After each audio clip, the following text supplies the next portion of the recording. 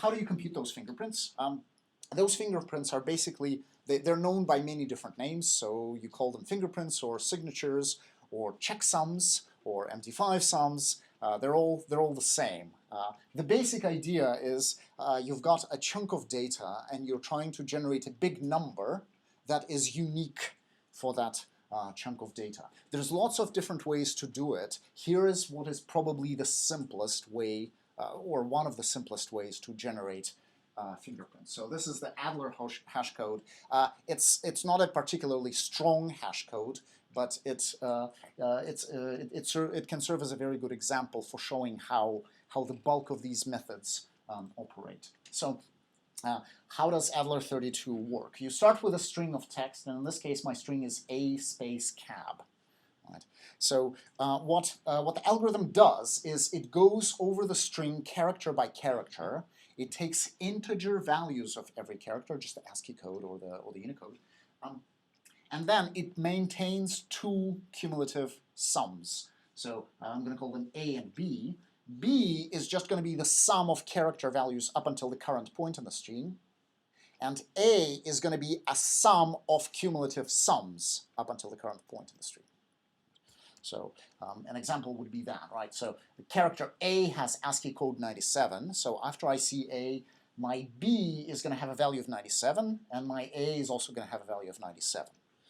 So next I get a space. Space has ASCII code 32. So I take 32 and add it to 97.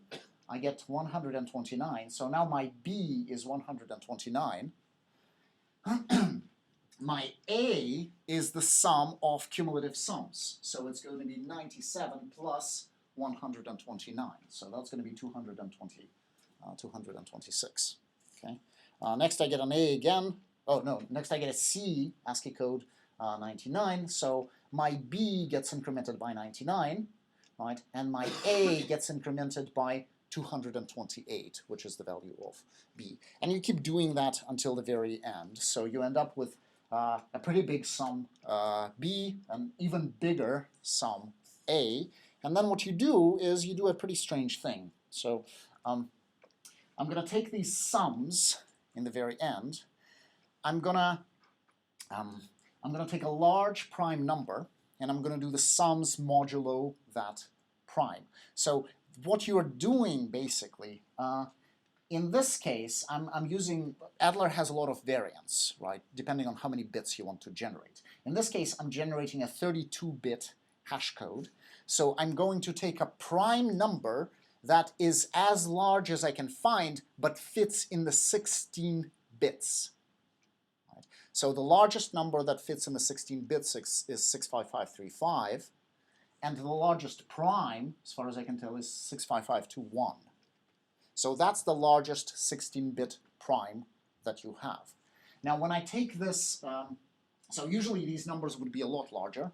They'll be a lot bigger than 65,000.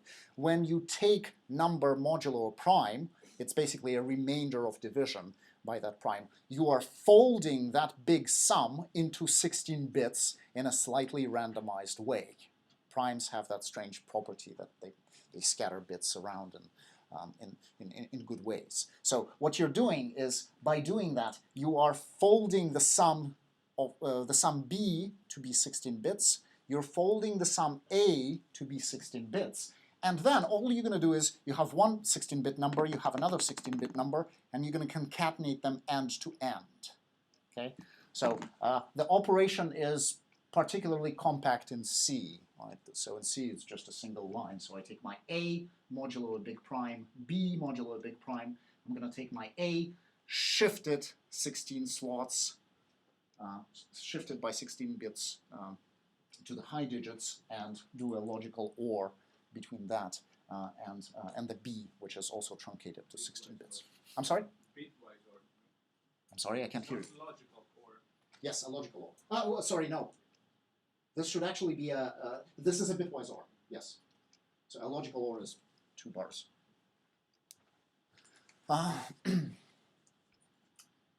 Okay. So now the example that I have here is, suppose that I'm actually generating an 8-bit number, right, because my sums aren't big enough for that. If I had an 8-bit number, I will be folding each one of the smaller numbers to just 4 bits, right? And let's say I take 13 as my 4-bit prime. So I would take 423, do modulo 13, I get a 7. 1202 modulo 13, I get a 6. 7 has a bit code 111, 6 has a bit code 110. So my overall Adler 8 bit code for the string a cab would be that. I'm prepending each one of those with a 0, right? You're truncating it to 4 bits exactly. Okay. So when you look over the slides, just keep in mind, this is for 32 bits, and the example that you have is for 8 bits. So you try, it's hard to come up with a 32-bit sums in a single slide. Now this has some interesting properties, and the properties come out basically by design. If you think about why did people come up with these algorithms, these were first developed for data integrity applications, so they were developed for databases and for network protocols and for memory access protocols, where basically you want to flag up any hardware malfunctions or any loss of data, any data corruption. So Adler and all of these fingerprints, they have the property that when a single byte in the input changes, the entire checksum changes very dramatically. So if you have a single, if I replace this A with a B, that will change all of the bits, or almost all of the bits, in my final checksum. And the reason you want to have that is you want to immediately see, you want to have a big red flag anytime a single bit has changed, right? Because if you write a number to disk, when you read it back later, you hope that you read back exactly the same number. And if that number is not the same, that indicates that you have a hardware failure somewhere in the middle. So, that's why they were designed this way. What they do is they take small changes in the input and they drastically magnify them. Question? Why is the module 13 in the example? I think it should be 16 because it's a 4 bits. Okay, so 16 does not actually, the question is why is it 13 and not 16? 16 is not a prime. 15? And 16 also doesn't fit into 4 bits. 15. So 15 is a nice 4-bit number, but it's not a prime.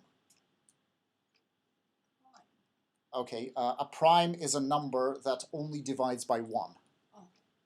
So 15 you can divide by 3 and by 5. And the reason you divide by primes is when you do division by other numbers, you get systematic patterns in the output. So your bits are clumped up. When you divide by a prime, bits tend to be very scattered. And that's what these methods want. A prime is only a number divided by 1 itself.